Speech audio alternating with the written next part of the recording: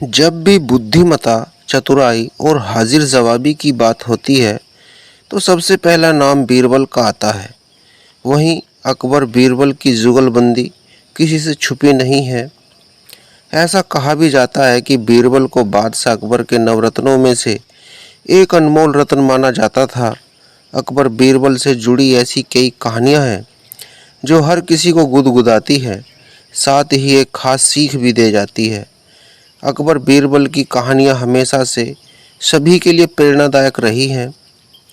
बीरबल ने अपनी चतुराई और बुद्धिमत्ता से कई बार बादशाह अकबर के दरबार में आए पेचीदा मामलों को सुलझाया। साथ ही बादशाह अकबर की ओर से दी गई चुनौतियों को सहर्ष स्वीकार कर उनका हल निकाला।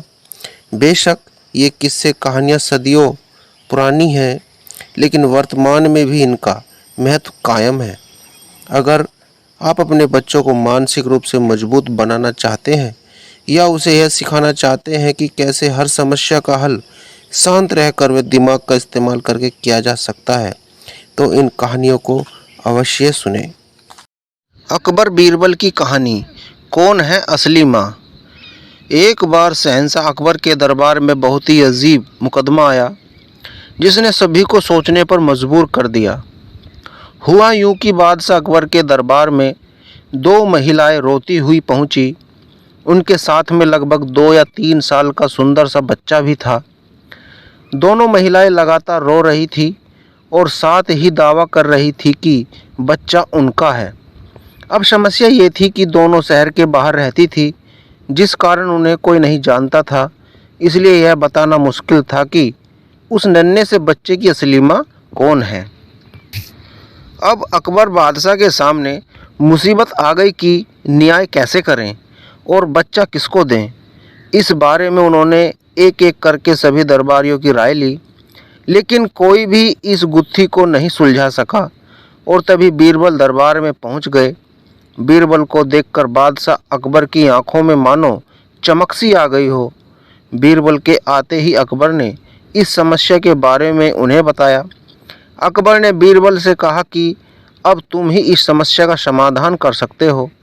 बीरबल कुछ सोचते रहे और फिर जल्लाद को बुलाने के लिए कहा।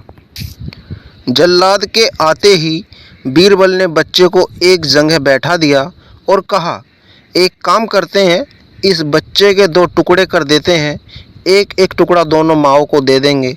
अगर इन दोनों माओं में से किसी एक को यह बात मंजूर नहीं है तो जल्लाद उस महिला के 2 टुकड़े कर देगा। यह बात सुनते ही उनमें से एक महिला बच्चे के टुकड़े करने की बात मान गई और बोली कि उसे आदेश मंजूर है, वह बच्चे के टुकड़े को लेकर चली जाएगी। लेकिन दूसरी महिला बिलख बिलख कर रोने लगी और बोलने लगी, मुझे बच्चा नहीं चाहिए, मेरे 2 टुकड़े कर दो, लेकिन बच्चे को मत काटो, यह बच्चा दूसरी महिला को ही दे दो। यह देखकर सभी दरबारी मानने लगे कि जो महिला डर की वजह से रो रही है वही दोषी है। लेकिन तभी बीरबल ने कहा कि जो महिला बच्चे के टुकड़े करने के लिए तैयार है उसे कैद कर लो, वही मुजरिम है। इस बात को सुनकर वह महिला रोने लगी और माफ़ी मांगने लगी, लेकिन बादशाह अकबर ने उसे जेल में डलवा दिया।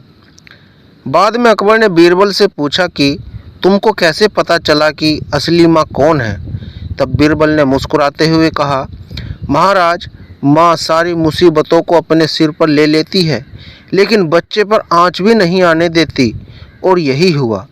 इससे पता चल गया कि असली माँ वह है जो खुद के टुकड़े करवाने के लिए तैयार है, लेकिन बच्चे के नहीं।